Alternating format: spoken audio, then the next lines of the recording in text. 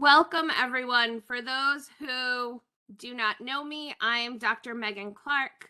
I am an associate professor in the theology department at St. John's University, and I am the co-chair of our St. John's CRS Global Campus Committee.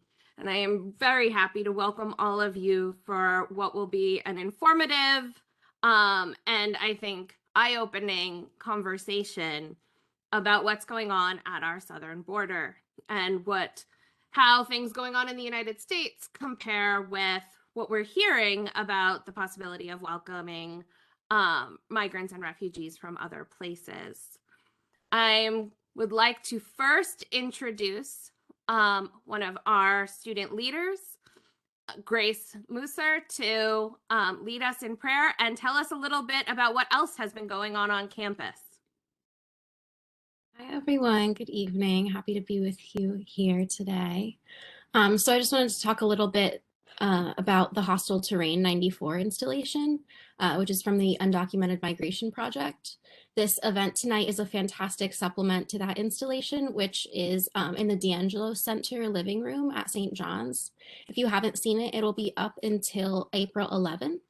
So for this project, volunteers from all over the university came together on a couple volunteer tags, or on a couple volunteer days, to fill out some toe tags. And this is a pretty emotional process, so it was really, really great to see everyone coming together and dedicating their time to fill out these toe tags with the information of some people who had lost their lives crossing the US-Mexico border into Arizona. We filled over 3,200 toe tags out and placed them on this large scale map of the southern United States, where they're geolocated according to where the remains were found.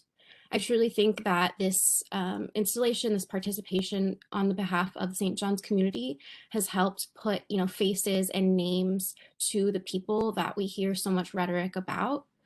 I'm really grateful to everyone who helped organize this and bring this to St. John's, and just again to see everyone from all over the university come together in solidarity to remember these people who lost their lives unjustly through policies like prevention through deterrence. And I also just want to invite everyone to pray, to your respective higher power. Almighty God, millions of our brothers and sisters are on the move around the world. Not by choice, but by desperation. We encounter their stories in the news and their faces in members of our own communities.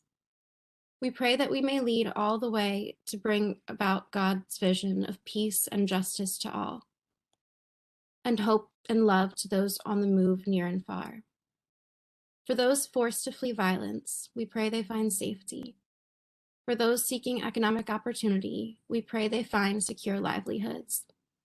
For those trying to support and protect their families, we pray they find communities to embrace them. For those searching for peace and love, we pray that we may be the bearers of good news. We are called to be prophetic advocates in this world, to call out injustice and be heralds of truth and love. We pray that all migrants, refugees, and displaced persons may find safe and loving communities and the opportunity to thrive. And we pray that we may have the courage to stand and act in defense of the human dignity of all our brothers and sisters in need. Mary, Queen of Peace, pray for us. Amen. Thank you, Grace.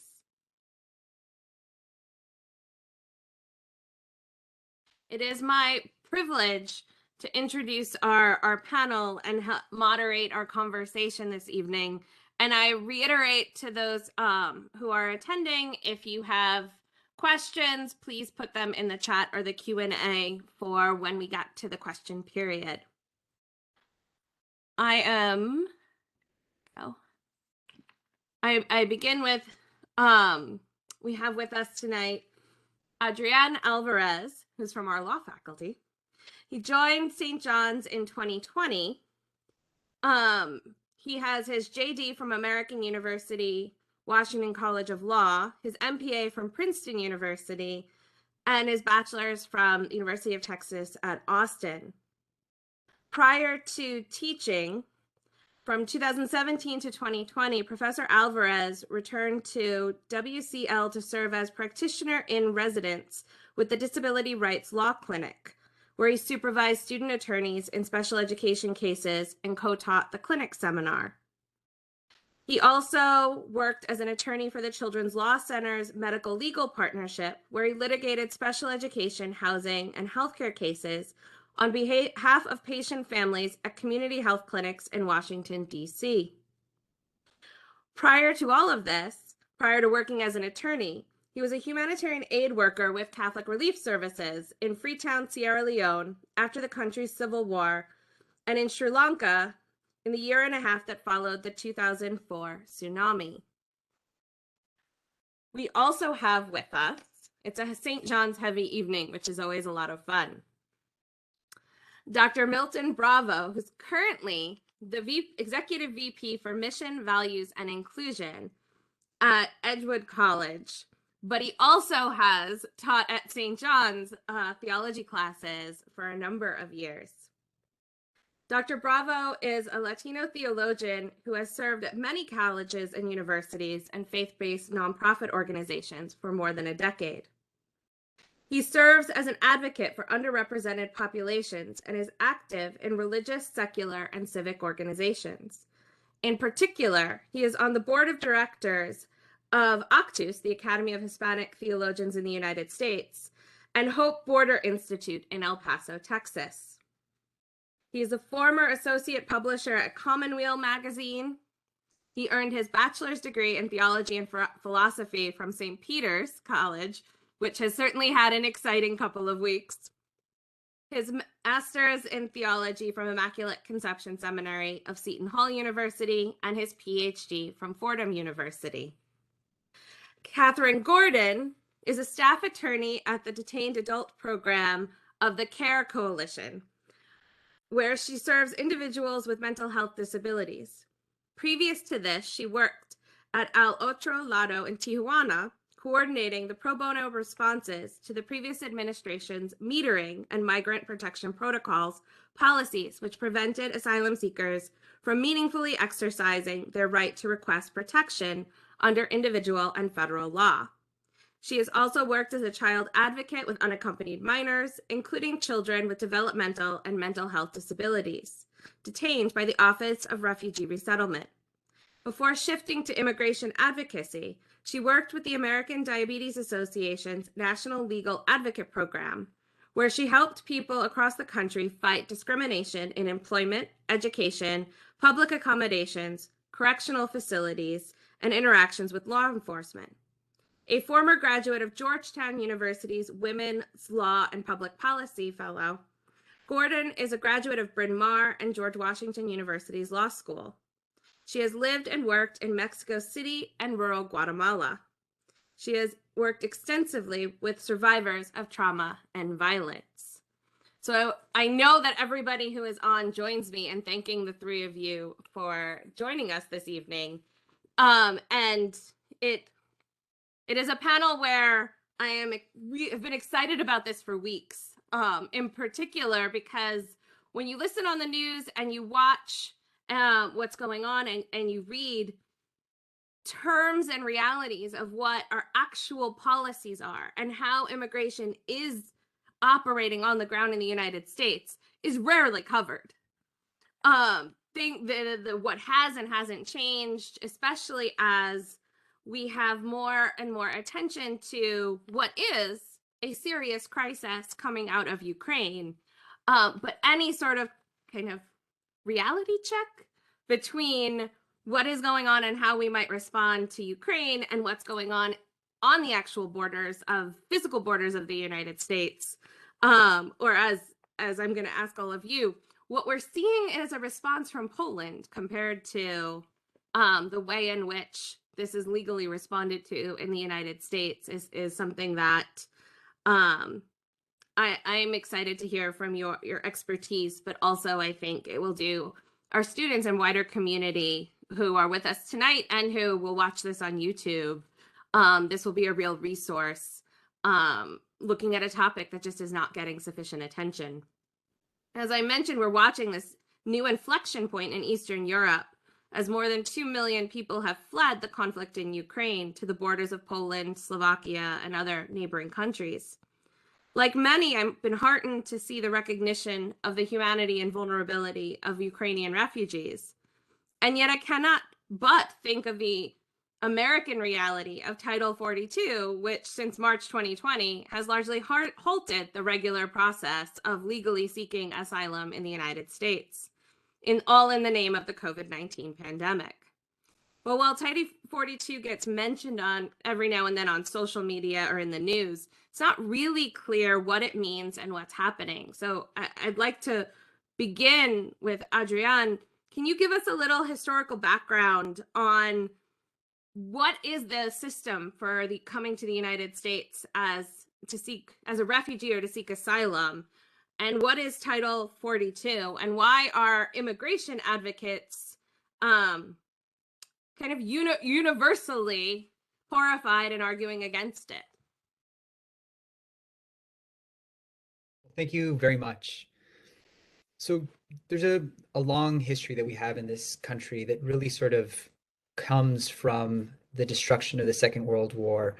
There's international treaties such as the Refugee Convention, the Convention Against Torture, that have put in mechanisms in place for refugees to come to this country as part of our international obligations that we pledged because of the tragedy of the Second World War, and that we had by and large honored through domestic legislation to implement these international obligations. And so what we saw over the past 5 years, and even before the past 5 years, what we saw through two policies that we're going to talk about today is two policies, Title 42 and MPP, the Migrant Protection Protocols, also probably more appropriately called Remain in Mexico policy, are ways of systematically undermining our international obligations regarding asylum. Let me just sort of sketch out briefly what Title 42 is. Title 42 is not an immigration law. It's actually a public health law. And what it does is it allows the director of the Centers for Disease Control to restrict persons from entering into the United States if the CDC director believes that these persons will pose, quote, a serious danger of introducing a communicable disease into the country. Now, the Trump administration CDC director invoked this statute in March of 2020, ostensibly in response to the COVID-19 pandemic.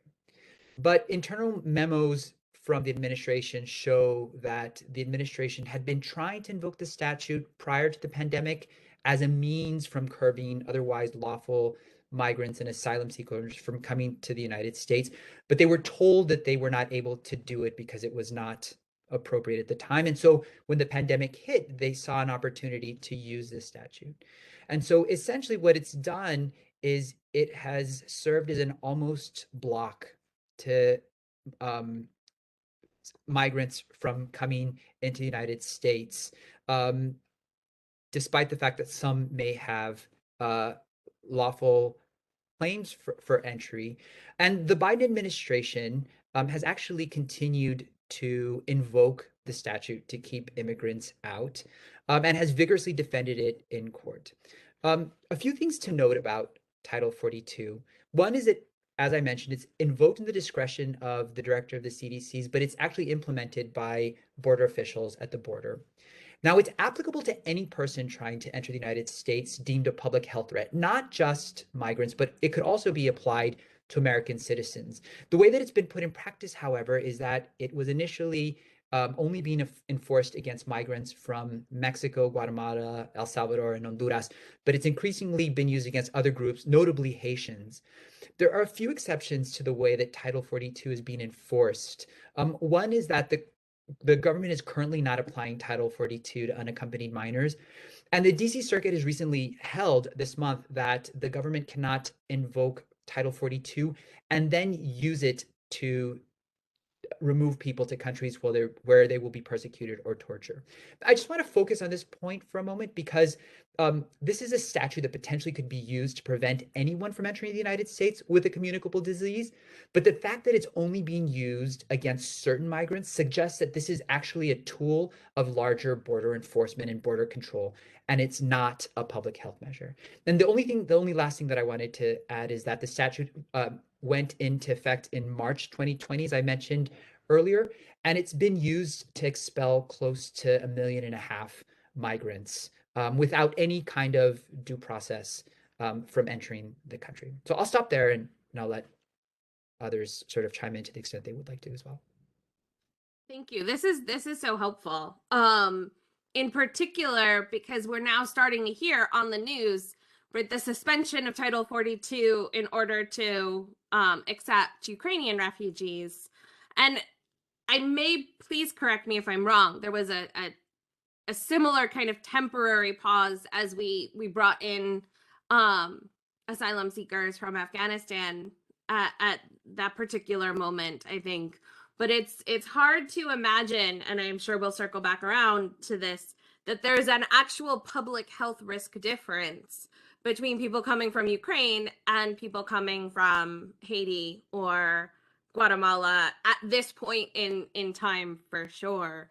Katharine, in your work with the CAIR Coalition, and I realize that I didn't actually say what CAIR stand for. It's a capital area Immigration Rights Coalition, and hopefully I got that right.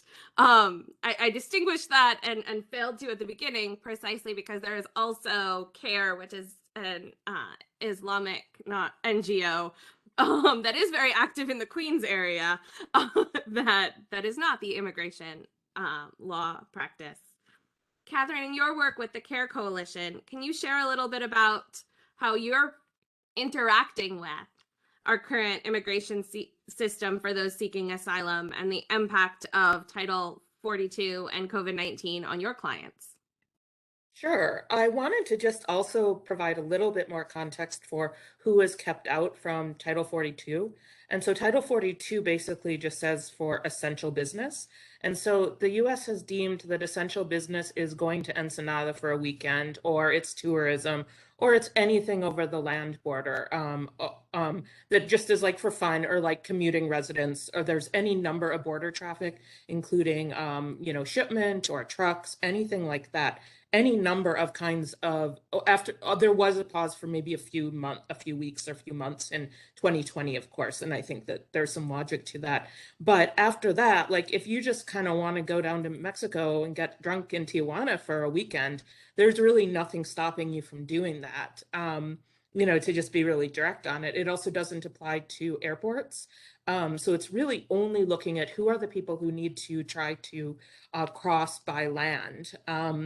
So I think that's just, it's really hard to overstate what we're seeing. And I think I would just, in terms of a little bit of a framework of this, is that there are some legal concerns, obviously, but I also think a lot of what we are doing as lawyers at this point is as human rights documenters and as human rights accompaniers. A lot of people may have read things like Guatemala nunca más, Brazil nunca más, Argentina nunca más, Uruguay nunca más, all those sort of reports of what happens when there are massive violations against human rights. And so I've done various law practice. And I think with disability rights, I felt like I was more in kind of a more normal court system. But I feel like the immigration issues that we're seeing at the border, I've been focusing on, like, when I'm not getting the victories I want, trying to figure out that, well, what I am doing is I'm documenting things. I'm documenting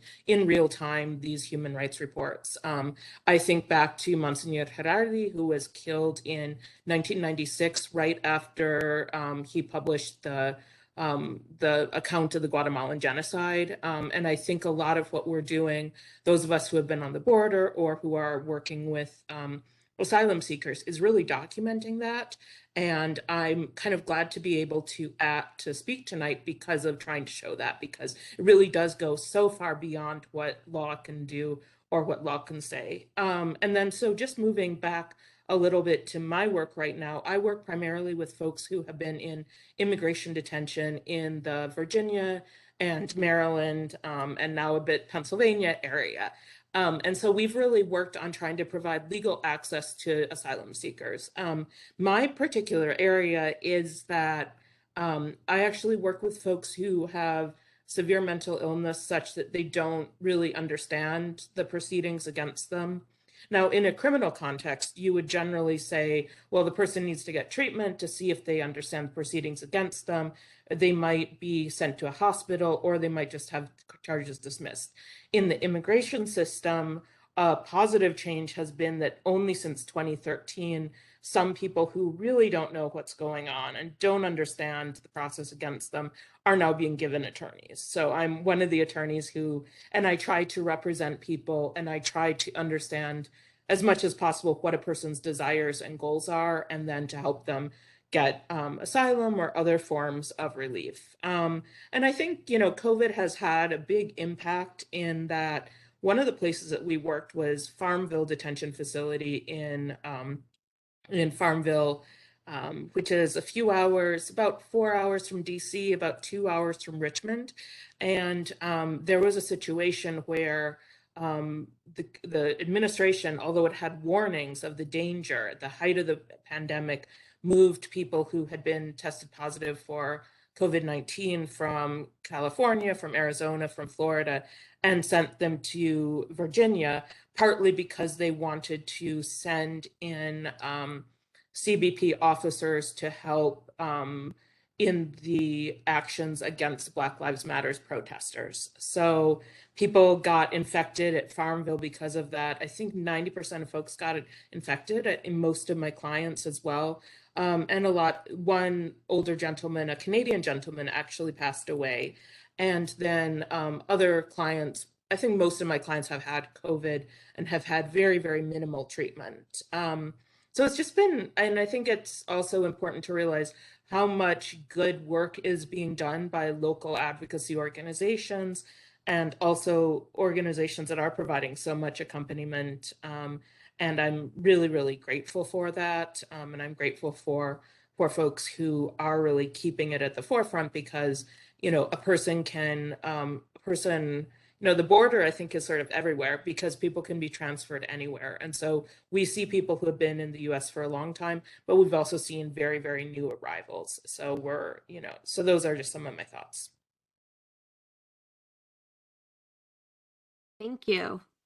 And I think here in New York City, in Queens, we know that we're a border region, but I think it oftentimes gets missed that technically within 100 miles of the border is essentially considered the border legally, in terms of U.S. Border Patrol policies. I think that's something that shocked me the first time I learned about it many years ago.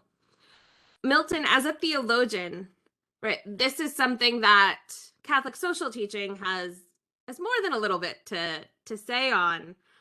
Can you share for our audience a little bit about why Catholic social teaching prioritizes the question of migration, and why Catholic groups like Hope, which you work with, have been so strong in speaking out and documenting and arguing against this policy? Why is it virtually, if not all, Catholic migration work advocates have resoundingly condemned what's going on with using the Title 42 in this way? Thank you, Megan, and thank you to the panel. It was great to see Grace provide that opening. Grace took one of my classes during her freshman year, where we looked at Catholic social teaching principles within the context of becoming an ethical leader, a global citizen, and she might recall when we looked at Rerum Novarum, right, and looked at all the rights really outlined in that document, and really the responsibility and the duty to uphold human rights stems from this understanding that we are all created with dignity, equally worthy of care and respect, independent, right, of our socioeconomic, gender, race, ethnicity, citizenship status. We are all created with dignity, and that our dignity is fully realized within the context of relationships with one another and with the earth, what Pope Francis calls our common home. And so what we're seeing with the ongoing waves of migration the issue of the 21st century, people on the move. This is it. This is the issue that all folks are describing tonight. It is an extension of that dignity and how to uphold that dignity, but also how to care for the most vulnerable in our communities, which is another Catholic social teaching principle, right? The preferential option for the poor and the most vulnerable.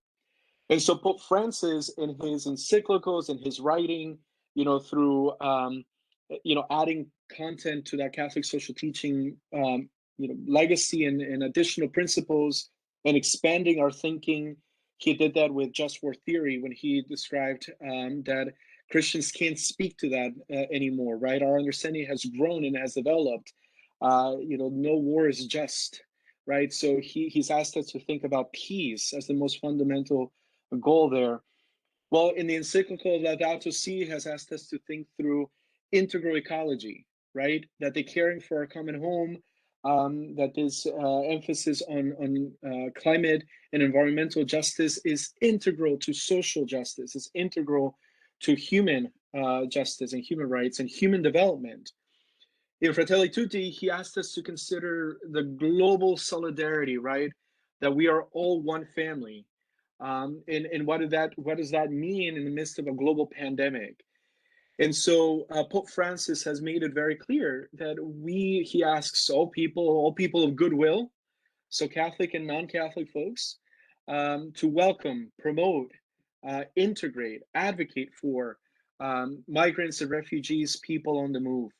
And so as we have been discussing, Title 42 in many ways has been described as this way of public health means, but at the end of the day, as you have heard, is rooted with racism, right? Is rooted with this sense of anti-Hispanic, anti-Black, anti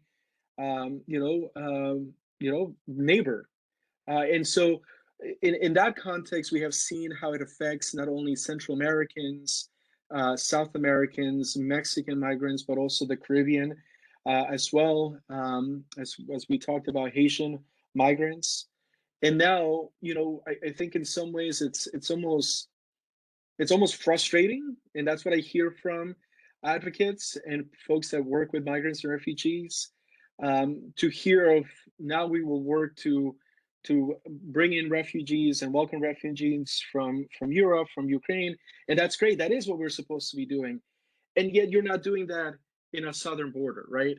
Migrants come to the southern border and they're faced with militarization, with a wall that does not exist between the U.S. and Canada. To your point about being a border area in New York, and they're told to remain in Mexico as a way to deter people from coming to the U.S. and again fulfilling that human right that they have. So the CDC, as Adrian just mentioned, finally came out and said that the CDC recognizes no public health rationale for expelling children who are seeking safety at our border. They need to do the same, right? And the CDC also advocates for this, that there's no rationale for Title IX to continue to exist. Also for families that are migrating with children and for adults. And so I think I'll finish by saying at the end, Title 42, remaining in Mexico. Prior to that, during the Trump administration, we saw, family separations. We saw that zero policy. Again, all of these different elements that just place the most vulnerable people, right, in danger, just created another level of chaos at the border that we created on our own, and putting people, young people, families, children in harm's way. And so in many ways, that's fundamentally why this Title 42 goes against our understanding of how we are called to love God and love our neighbor. We love God in our neighbor, in the ways that we treat our neighbor. And so I'll pause there. I'll share a little bit more about my experience, my recent experience going to the border, but I'll pause there. Thank you. And it is, right, it is about seeing seeing our neighbor as like us, right? Seeing our neighbor as fully human, seeing our neighbor as fully in the image and likeness of God, just like we are, for Catholic social teaching at least. And it is deeply tied to human rights. And somebody kindly put in the chat that the number of Ukrainians who have fled their country has now hit 4 million. This is what happens when you write out your notes and questions in advance so that the speakers have some sense of what you're going to ask them. And I didn't look up this afternoon to check. And I think as I tell my students often, when there is a massive crisis like we're seeing in Ukraine, it often reveals significantly more about the underlying realities than we expect. And I think one of the things that, for me at least as a theologian, that this is revealing is just how deeply racism and infuses the way in which a lot of this is being played out in the United States, as opposed to what we are seeing happen in the countries that border Ukraine. Because we are talking about people coming to our southern border from countries not that far away, right? And so as we think about what that means and the human rights violations that are latent within these policies, I want to turn specifically a little more to this remain in Mexico, or the migrant protection protocols, and this context of unaccompanied minors and families. And the thing that struck me last week was this boy who made it out of Ukraine by himself with nothing but a phone number on his hand. And he was celebrated and welcomed, and exactly the reaction that one would hope. He got exactly the reaction he should have gotten. He was welcomed and cared for and celebrated for his bravery in what, undoubtedly has been quite traumatic for this child. And yet it's really hard not to also be struck by the double standard. The double standard of the Guatemalan or El Salvadoran child who comes to the US border with nothing but a phone number written on his hand or her hand. And we know this happens. And doesn't receive quite the same welcome and response.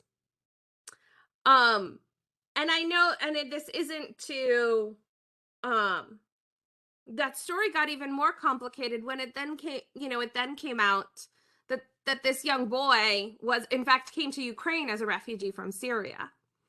And so, his family was reunited with him. They were still welcomed, but the levels of complexity aren't just America's to grapple with, but it does seem like a place where we should stop and think more and really think about the way we do or don't welcome people, but also the ways in which our policies are violating people's basic human rights and basic rights to have legal representation, to declare asylum. Adrian, you've been working on one aspect of this current reality, the impact of Remain in Mexico specifically on children and children's mental health. Can you say a little bit more and tell us a little bit about your research and what you're finding this is meaning for children and families?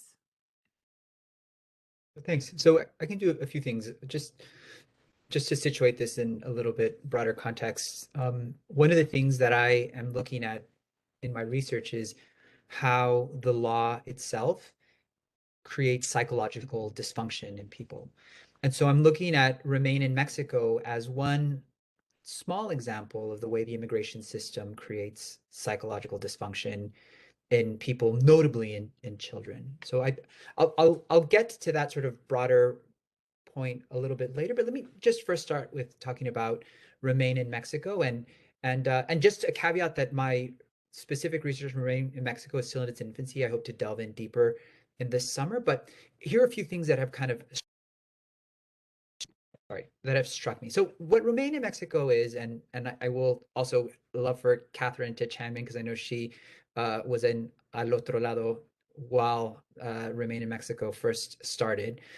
But what Remain in Mexico is a it was a policy from the Trump era that began in 2018 that required all asylum seekers to file for asylum and await decisions on the merits in Mexico, leading to essentially the creation of these tent cities along the US-Mexico border where migrants and their families waited, and where notoriously these families have been victimized, have been subjected to violence, both physical and sexual, to kidnapping, and to other untold inhumane conditions. Now, the policy was challenged in court, alleging that it violated both federal and international law. It was working its way up to the Supreme Court. But the Biden administration, to their credit, decided to end the policy in early 2021. And so the lawsuit that was before the Supreme Court was then dismissed.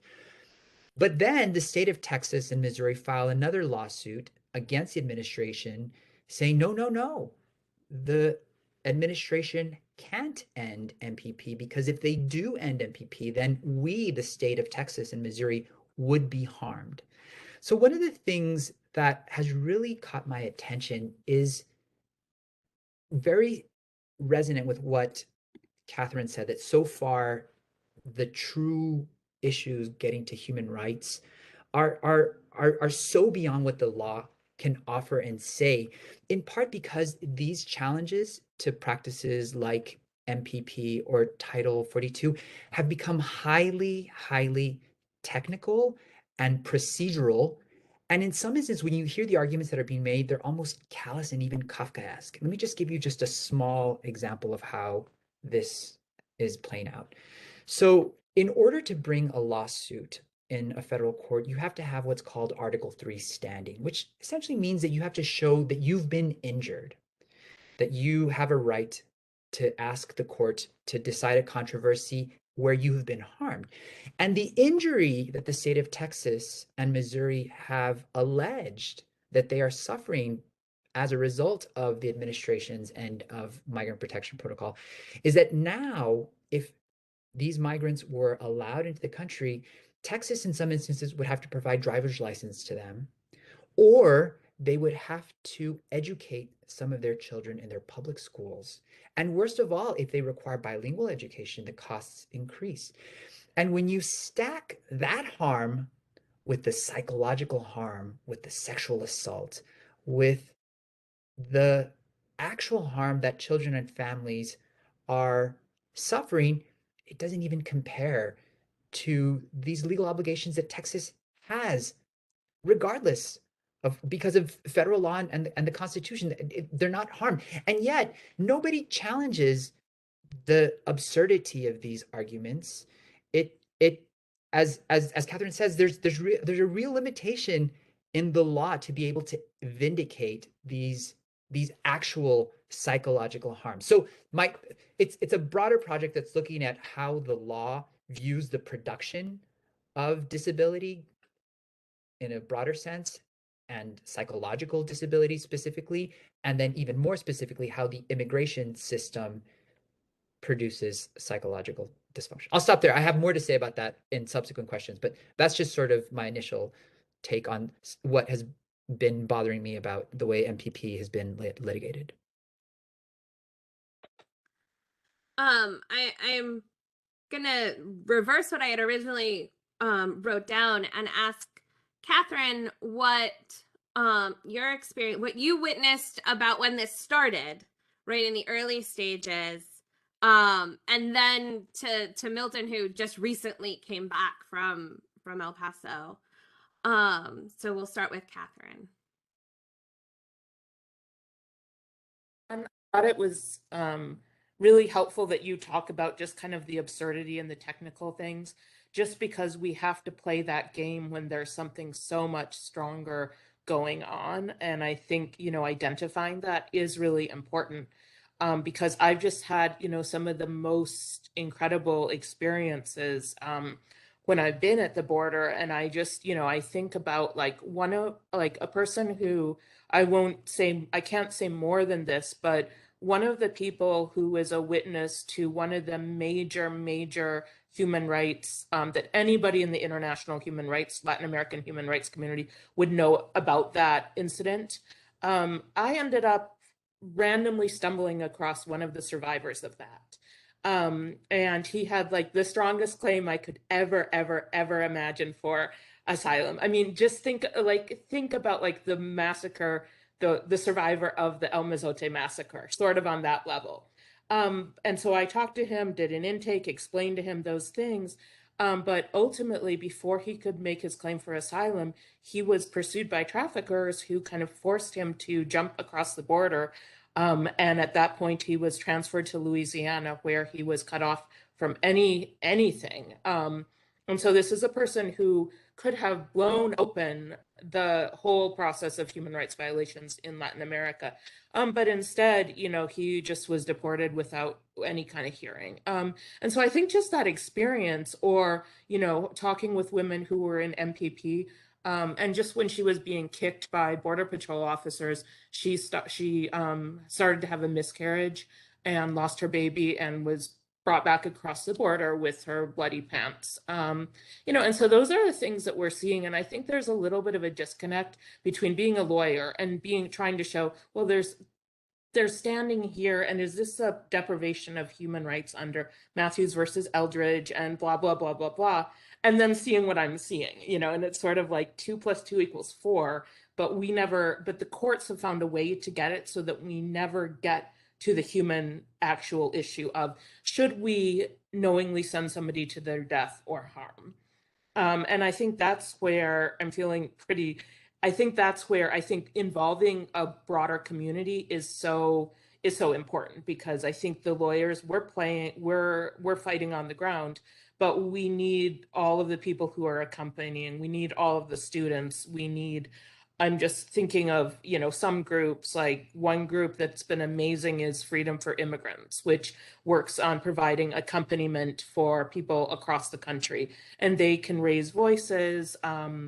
They're able to do incredible things. Local communities, one thing that local communities have started to do is they've started to create actually funding for local residents. So one of the things that that my organization currently does is that we represent Baltimore County, Prince George's County, Fairfax County, DC residents who have been caught up in this. And that's really a public policy response that local folks who aren't necessarily lawyers have done, to say, one way that we can welcome our neighbors and also just help our neighbors be treated a bit more fairly is to provide representation to them. And so I think that's one sort of, I'm trying to think of some kind of good, more positive things.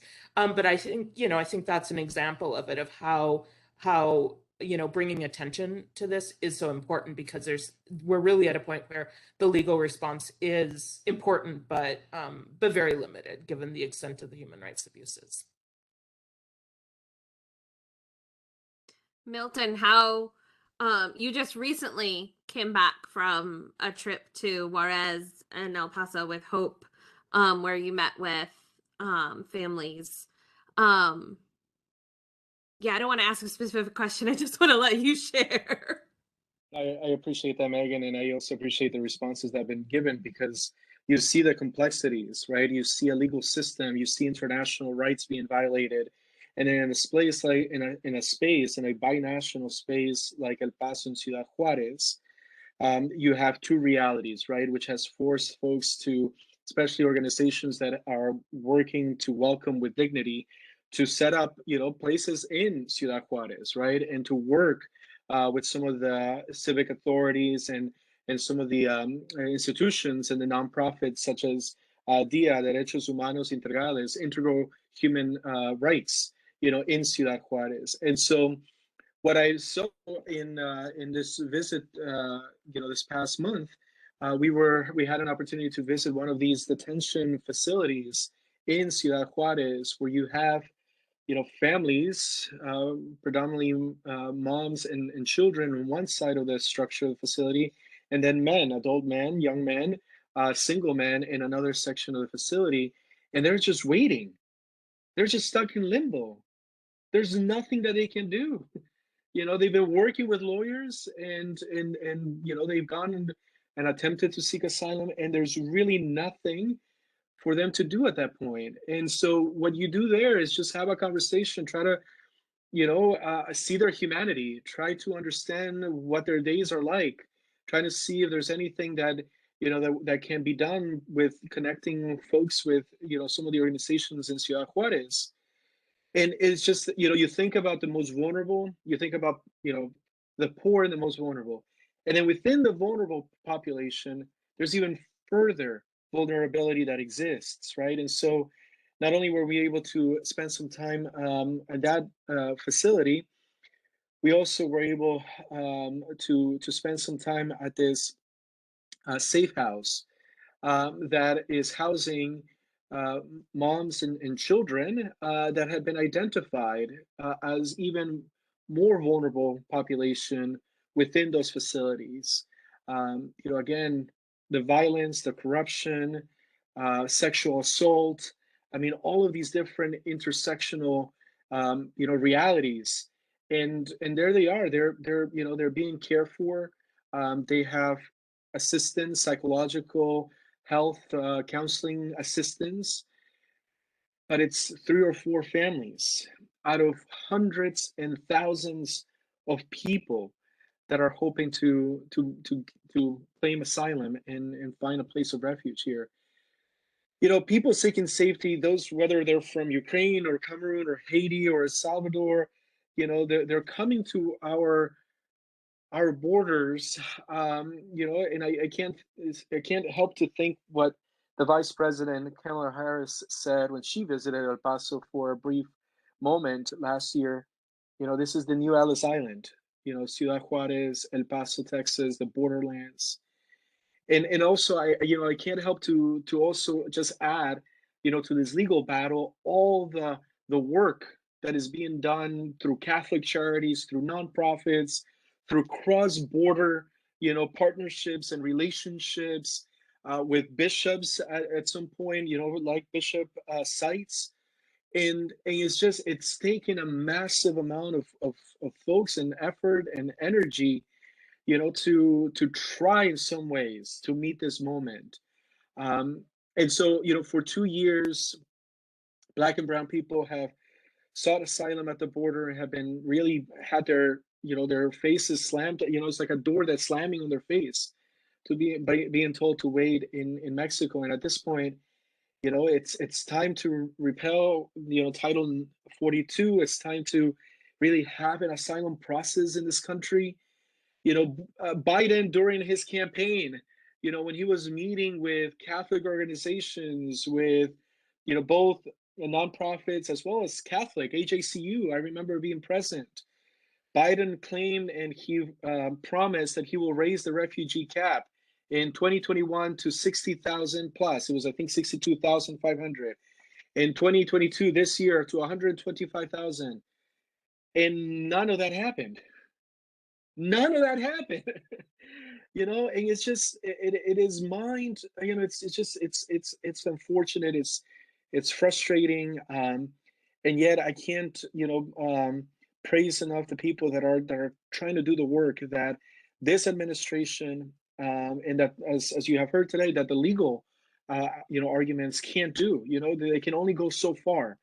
And so even while we're waiting for the whole asylum process to be redone, we still have to care for people in both sides of the border. And that's what I saw. And in the midst of this migrant, population, even finding the most vulnerable within that vulnerable population and caring for them, it breaks your heart, but it also fills you with hope in some ways that people are doing the work. I'll pause there. Thank you. I've been not on the Juarez side, but I've been down to El Paso with hope.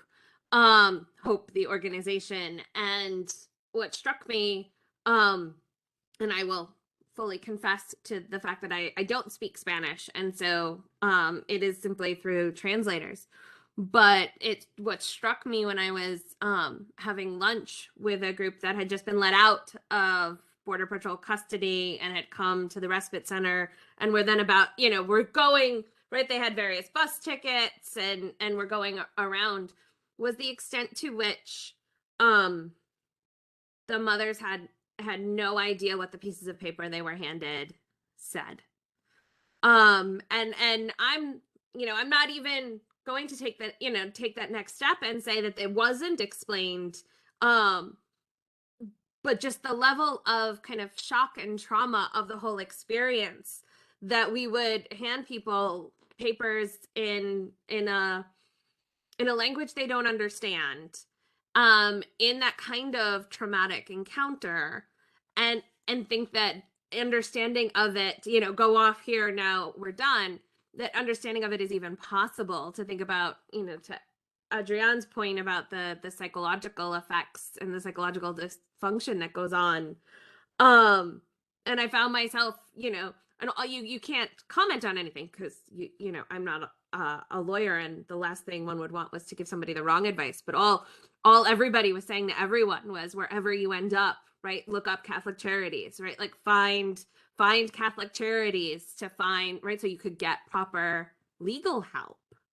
And so it's just, even when people are let in and not sent to wait in Mexico, that the support in order for their human rights to be upheld in terms of their right to legal representation is just seems to be thwarted in every way. And I think it's obvious, right, that what we have right now doesn't look anything like what Pope Francis calls for to welcome, promote, protect, and integrate.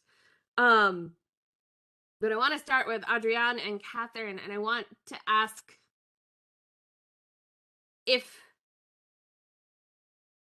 they're, other than repealing the use of Title 42 and MPP, what would you suggest? Is there something, right, short of redoing the whole system, right? If there's one thing you would identify as, this would make, this right here, if we could change this, this would make my job easier, make people's human rights easier to uphold. Is there something that within our legal system you think that could make this more humane and make it a more just system? Or is it that the whole thing just needs to be redone from top to bottom? Now I feel like the professor calling on someone to see who would like to start. But we can start with Adrian. Well, I think I don't have one simple thing, but I think it has to do with optics. At my desk in the law school, I have a picture of Jesus as an undocumented person waiting behind a barbed wire fence. And it reminds me of the parable, what you do to the least of my brothers and sisters, you do to me. And I think we as a nation have to start seeing Jesus in the other. Because if we don't, then we are going to continue to have an immigration system for people who are Christian, obviously, but also seeing others as, for other faith traditions, seeing others as created in the image of God, the way Genesis says, for example. But without that optic, without truly feeling that, understanding that, knowing that, we're going to continue to have an immigration system that creates psychological dysfunction. MPP is not unique in that. Think of the child separation policy. Think of the way that parents are deported, leaving kids to be raised by single parents. It doesn't have to be that way, but we're so inured to the fact that it's just that way that bureaucrats execute these policies without thinking twice, and they consider them to be otherwise legitimate policies. And so I think we have to change our outlook fundamentally before things can get better. That's all I'll say. Do you think that part of the problem is that we don't recognize refugees and asylum seekers for who they are? And what I mean by that is the way in which the American exceptionalism story gets told about immigration, right? The way that the narrative of the country as a nation of immigrants posits it as if, well, obviously everybody would rather be here, right? And so everybody wants to be American. Everyone, right? We need these rules or too many people will come. This sense of American exceptionalism that then, right, doesn't recognize that refugees and asylum seekers they don't want to leave home. They want to stay home, but home isn't safe. And so they have to flee. Do you think that some of the disconnect is essentially the American pride, as if, you know, we can't get outside of this idea that everybody wants to be here?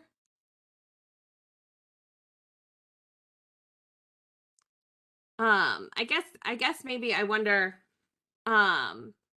since that is a more kind of philosophical question, if Milton, you might have some thoughts. Sure. Thanks. Yes, there's always, history and understanding of location and land. We typically have a land acknowledgement, statement in our Catholic colleges and universities now, because we understand the reality of indigenous communities and First Nations, and the call, the sacredness to care for the land. And then in a place like the southern part of the United States, elements that were not, part of the United States in the late 1700s, not until about the mid 1800s, right? And so, you have this experience of generations of Mexican Americans that believe they didn't cross the border crosses them, right? And so then there's that element too. And to your point about American exceptionalism, yes, people are fleeing violence, people that are seeking refuge and asylum in this country, for socioeconomic, political, or climate, right, injustices that they have experienced. And yet there's also families that they prefer to be home. My family didn't want to migrate to the United States, right? And we migrated in the early 1990s. Not everybody wants to be in the US, but we're forced, by all kinds of circumstances. And so, yeah, I think there's those elements and that nuance of our history, that nuance of the understanding of our borders, and also the realization that every person is unique, every family is unique, every migrant story is unique, and how to meet them at their most vulnerable moment, that we have not been able to do so. I appreciate what Adrian just mentioned, how we treat others, the golden rule: treat others the way you would like to be treated, right? It's putting that in a non-Catholic, non-Christian language, that golden rule. We're not treating others the way we would like to be treated, particularly in this refugee and asylum, process. So that's how I would answer that. Katharine, what is something that would make life better for the clients that you work with, and make it so that you're able to be an advocate for them more than simply a documenter of human rights violations? I mean, you see so much in the practice of accompanying these individuals, and every case, every person's story is different. But I imagine too that you see kind of what's broken in the system And what do you think? Is there something that could improve the situation, or again, do we just need to start from scratch? I mean, I think my gut reaction is, starting from scratch, just because it's so sort of broken in so many different ways. But I mean, and just thinking like really practically, one of the things that happened in the 1990s was sort of laws where if you were in the country for 6 months or a year, you would have these huge bars to reentry for several years. And that really, really disrupted. I think this is particularly for Mexicans, but also for other nationalities, where it really, people didn't necessarily want to leave their homes. They wanted to work in the United States for a period of time and go back. And there's some of those laws that are really quite recent that if you were that could provide tremendous amount of freedom to people. It could allow people who, if they had mobility, to move back and forth. It would also just be it would be so helpful for communities, not just thinking about deportation, but thinking about communities throughout the Americas and throughout the world, if people had that flexibility of coming and going. And I think that sort of border security, the border security is never going to lead to a good place. I don't think that that walls are really ever just on a practical matter. I don't see how they can ever be secure. Whereas I think you could have a lot of security if people could come back and forth as they felt they needed to for economic or social purposes. And I think that could provide, that could just really, really reduce the pressure on so many different levels. Another thing that could happen would be allowing people to become permanent residents, even if they didn't enter in the quote appropriate way. And so it used to be that if you didn't enter appropriately and you got married to a U.S. citizen, you could get what would be called adjustment of status and get an LPR, lawful permanent resident. Since 1996 and since 2001, that's no longer a possibility. So you allow people to pay to pay fees, service fees, whatever, allow people to regularize their status. And that just creates that would just, it would just bring so many millions and millions of people out of the shadows and in a way that they can really vindicate their rights. A lot of times people are afraid of really even going to court for other things, for discrimination, for anything like that, because they know, ICE could be called, immigration could be called. So I think that's, that isn't, that's not my particular clients, but more broadly, what I think, two areas that I think could help all of our communities throughout the hemisphere and throughout the world. And then I also just think,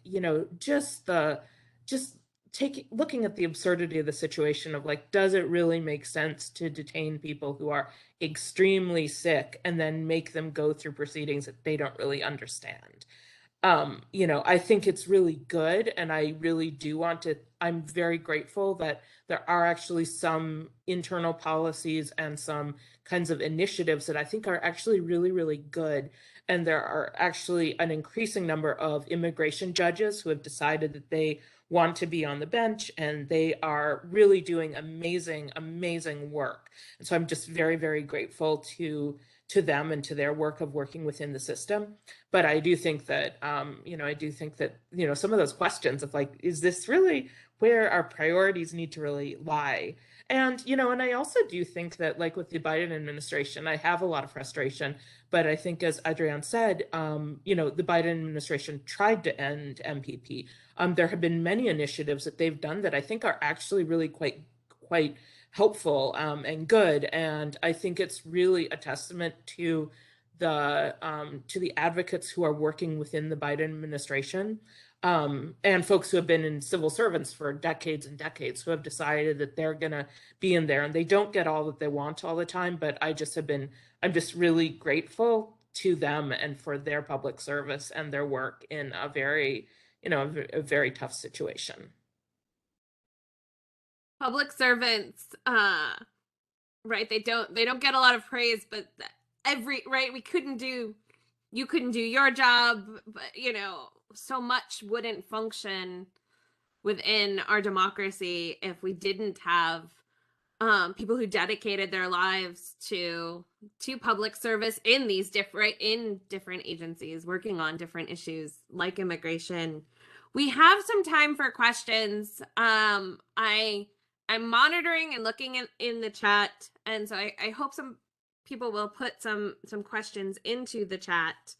But as hopefully some they do, what is it, or what is something that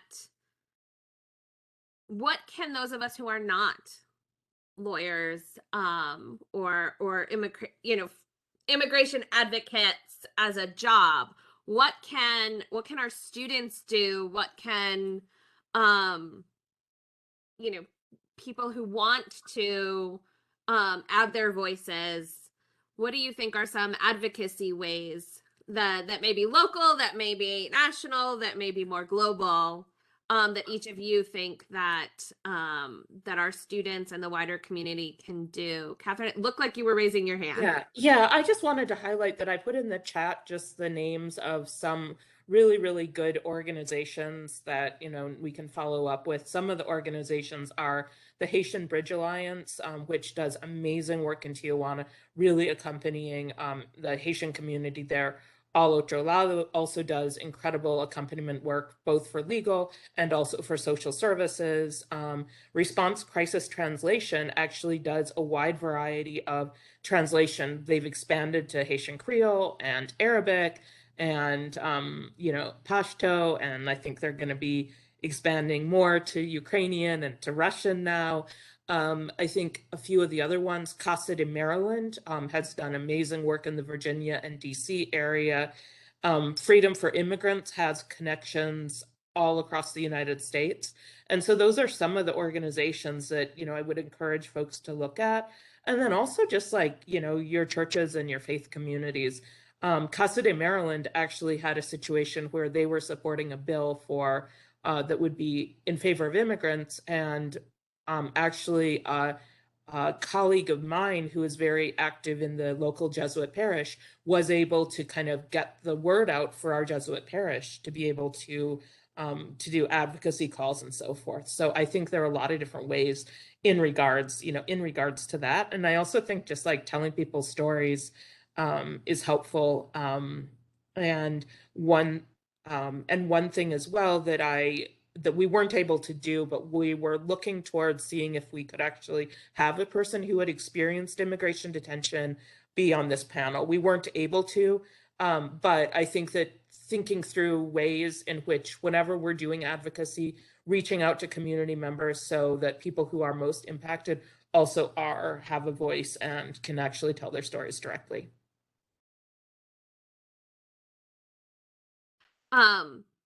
One of the things that a lot of St. John's students who have the language skills do is they work with different community organizations, specifically on translation. Our Center for Latin American and Caribbean Studies organizes a great deal of it, as does a lot at the law school. I know countless undergraduates have participated over the years in helping document stories because they had they were studying, whether it be Spanish or other languages, they were able to help. And that's something that the whole process doesn't work if you don't have somebody who can understand your language. Adrian. Yeah, the only thing I would add to Catherine's is list of ideas is it's just presence, just showing up, being part of the accompaniers.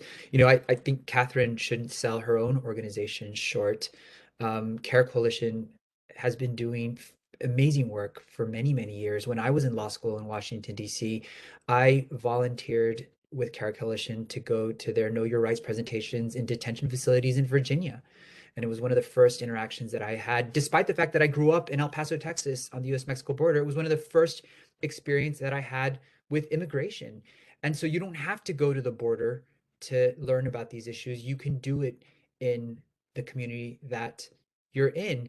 And in fact, maybe that's all we're left with, given the fact that, as Katharine has mentioned and what I've seen in my own work, that the law does not provide just, equitable remedies right now. And so all we're left with is, I guess, again, to use the language from the gospel, is being that leaven, that yeast that Jesus talks about in the New Testament, to prevent this whole system for imploding on itself, to be the ones that are witnessing and then taking action to address the things that we're seeing and hearing.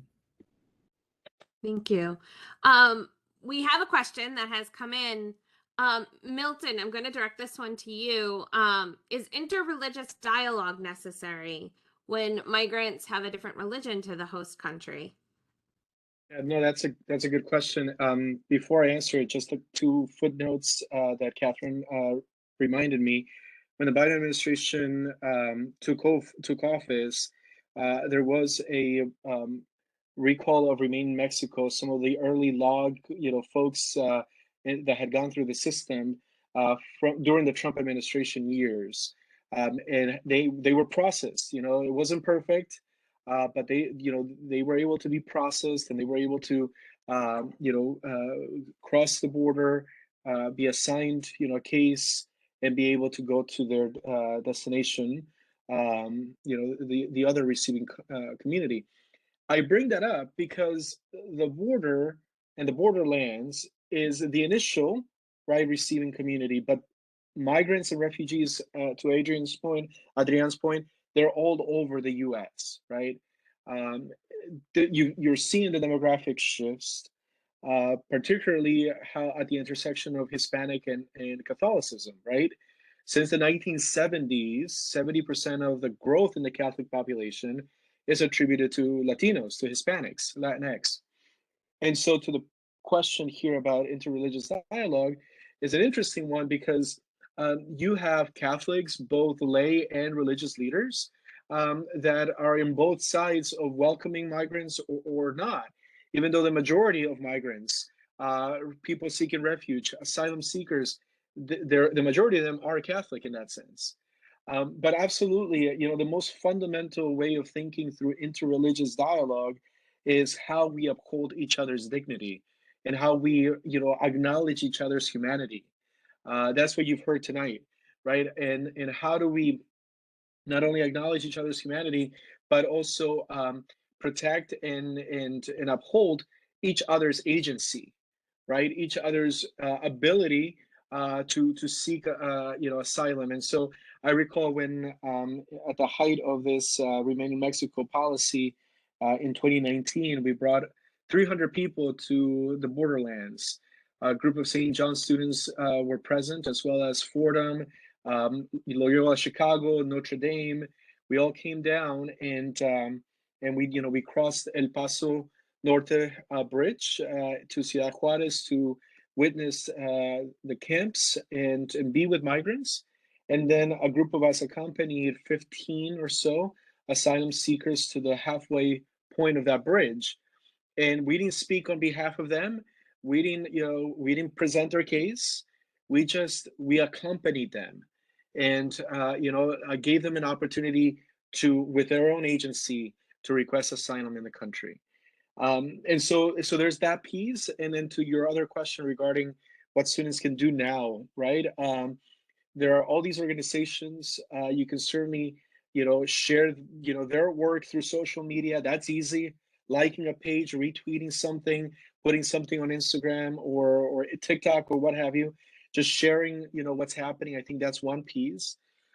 Clearly, if you want to spend more time and do some of these immersion programs, tons of those programs can be done throughout the borderlands, whether it is in California, in Arizona, or in Texas.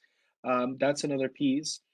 And at some point, yes, I mean, if you can help, any bit helps, to Catholic charities, financial assistance to organizations like Hope Border Institute or the El Paso Diocese Refugee Assistance Fund.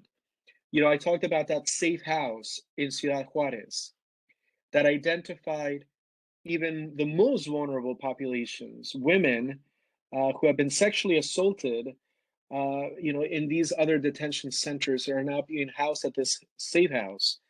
That's only possible because of people's generosity, right? And even though they're not there, they're not caring for them, they're not working with the other agencies and civil society in Ciudad Juarez, even just helping out in some ways financially, that can go a long way. So, and at the end of the day, also, let's not forget praying, and let's not forget, coming together, and let's not forget, for Ash Wednesday, Pope Francis asked us to pray and fast, for the conflict in Ukraine, and for peace.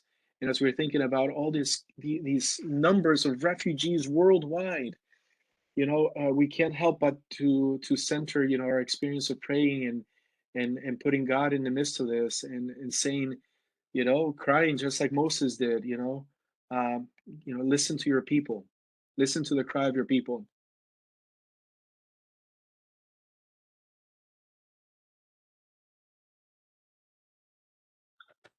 The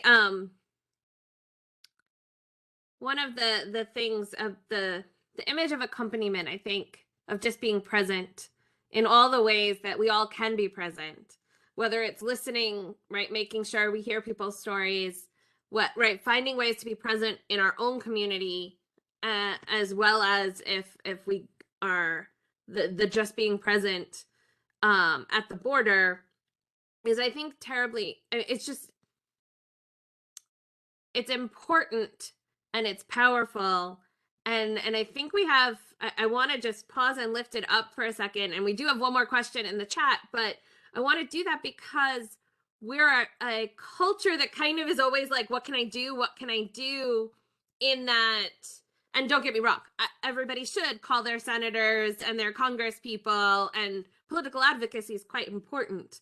But there's also this sense that, right, we can miss the actually being with somebody, and the impact that has, not just on their feeling seen, but on our own, right, on that joint, the fact that we have that shared humanity. I have next to on my desk a Swahili proverb from when I was in Kenya, and it says, understanding attracts peace. It brings near that which is far, right? And just really being present with others, right? That's how we build understanding. We have one more question, and that it comes from Anazak in the chat.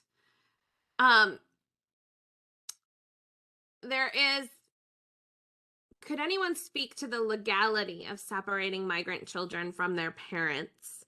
I still can't sleep at night thinking about how this could happen.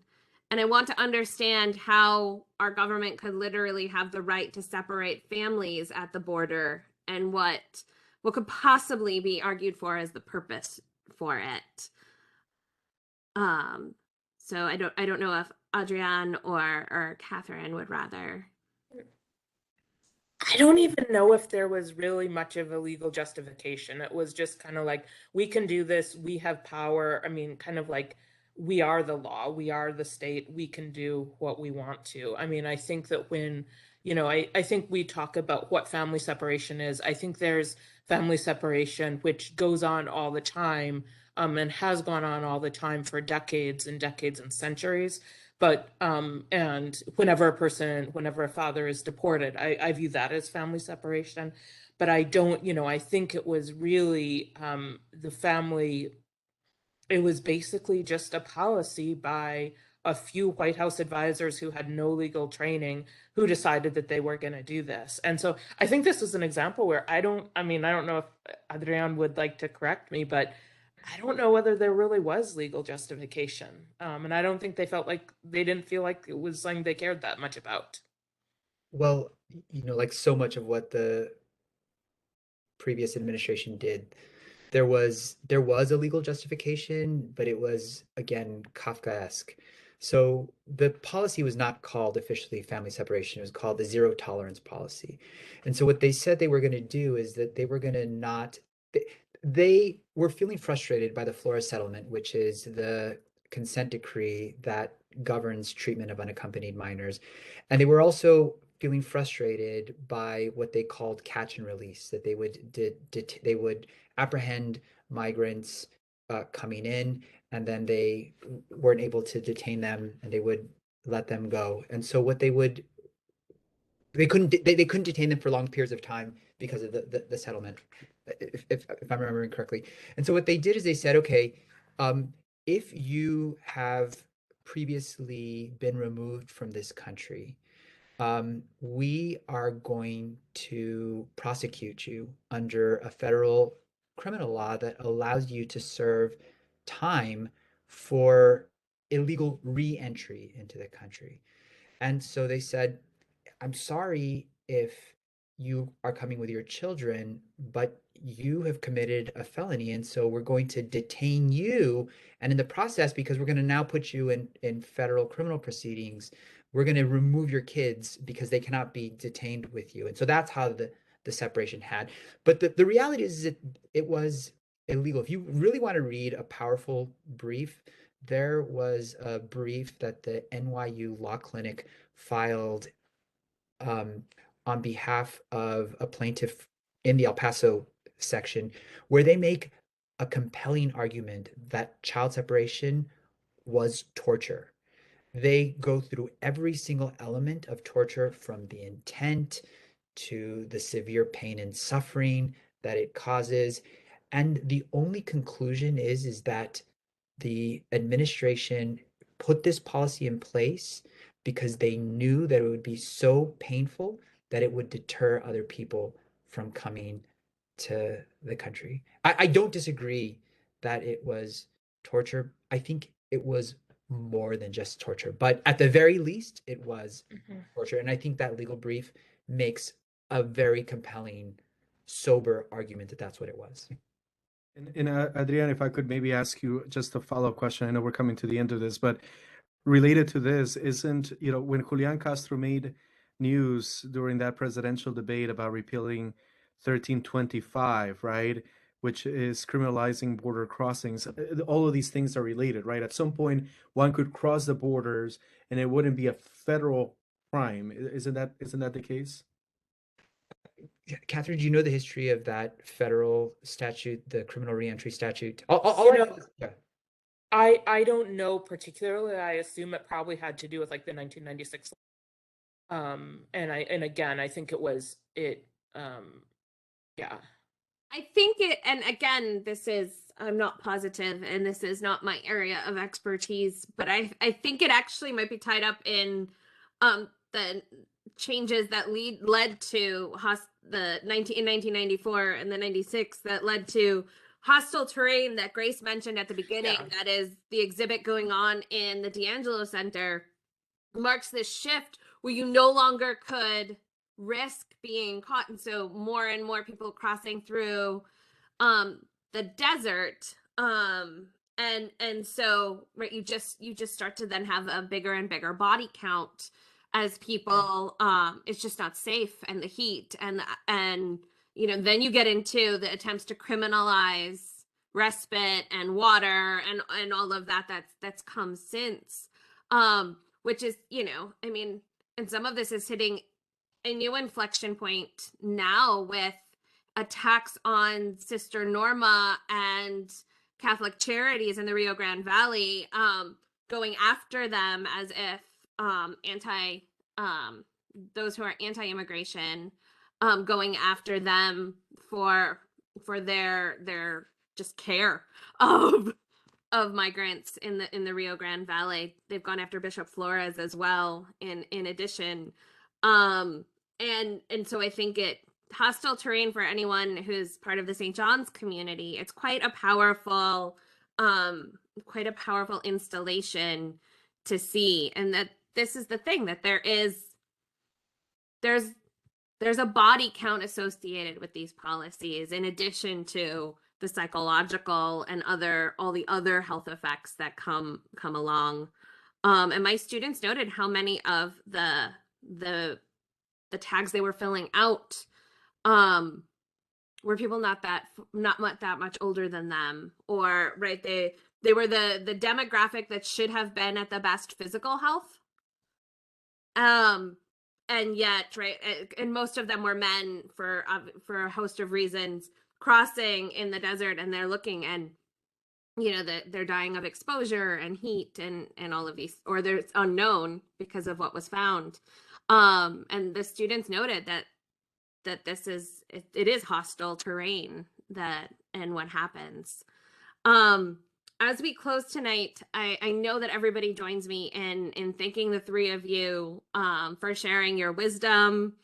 I want to also, I'm going to attempt to put something up on a screen, and we'll see in a couple of weeks, we will have a conversation with Bill O'Keefe, who is the Executive Vice President for Advocacy. That is not his full title, but it's what I know him for, working on government relations and advocacy for Catholic Relief Services.